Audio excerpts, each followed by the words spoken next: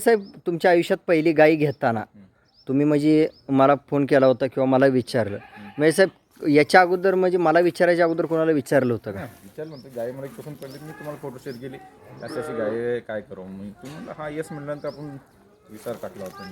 बरं, मग त्यानंतर जो बदल घडला तुमच्या आयुष्यात म्हणजे साहेब, तो पॉझिटिव्ह घडत गेला का निगेटिव्ह? पॉझिटिव्ह आज माझं म्हणजे बरंच म्हणजे लोक मला ओळखायला लागले खिलार क्षेत्रातून.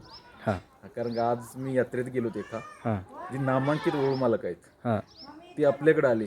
बरं आपण त्यांच्याकडे जायला पाहिजे होतं. त्यांनी आपल्याला ओळखलं, या चहा प्या. म्हणजे ह्या खिलार क्षेत्राची खरी ओळख आहे. बाकी काय पैसा संपत्ती ही नाही. बरं. त्यांनी मला म्हणली की या म्हणजे हे किती मोठं नशीब झालं की खिलार क्षेत्रामध्ये ही जी वेळ तुमच्या आयुष्यात आली मेजर साहेब, याच्या पाठीमागं खरं हे श्रेय कोणाला देऊ शकाल? श्रेय बघा, आता श्रेय हे सगळ्यांसाठी असते.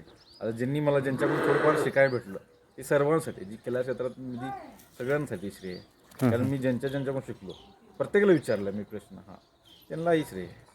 कारण मी तुम्हाला गाय घेताना विचारलं होतं की बाबा मी गाय घेऊ का, त्यामुळे ही सगळ्यांसाठी श्रेय आहे. काय आपण सगळ्याकडून शिकलो खिलार क्षेत्रात जाणलो. बरं बरं बरं. म्हणजे ज्यांच्याकडून आपण शिकलो त्यांना ते श्रेय आपोआप जात असं तुमचं मत आहे? त्यात मी सर्व येतच त्यात. कारण का आपण काही एवढं मोठं झालं नाही.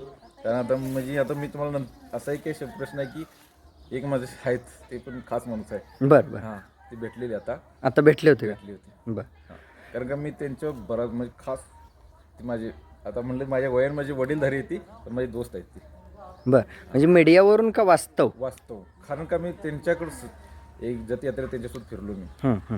आहेत ते आता यात्रेत भेटले होते. भेटलेत ना? बरं हां, ठीक आहे. म्हणजे कोणत्या यात्रेत तुम्ही गेला होता? जत यात्रेला आपल्या आणि आज भंडारकोटे यात्रेत मला भेटले होते. हां, त्यांच्याकडून मी खास मला त्यांच्याकडून शिकण्यासारखं भेटते.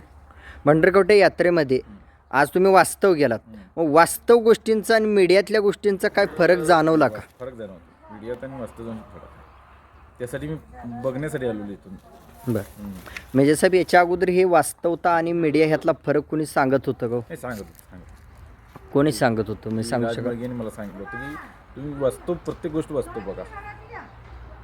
म्हणजे साहेब मी सांगत असताना कधी राग आला नाही का? नाही राग काय आपण हा माणूस आपण सारखा सरळ आणि शिकतोय. वास्तव आपण म्हणतो. शिकण्याला राग नसतो, शिकताना राग नसतो. कारण आपण तेवढं त्या पायरीवर जायला त्यांच्या पुढची पायरी घ्यावं लागतं तेव्हा तिला राग येतो. कारण त्यांच्या पुढं मला जावं लागेल तेव्हा मला राग येईल त्यांचा. कारण राजमळगे त्यांच्या पुढं गेलं तर मग मला ही काय सांगतो माणूस त्यांच्या आपण आणखी खाली शिकतोय. आपण एवढं की तरबेज झालं नाही आणखी.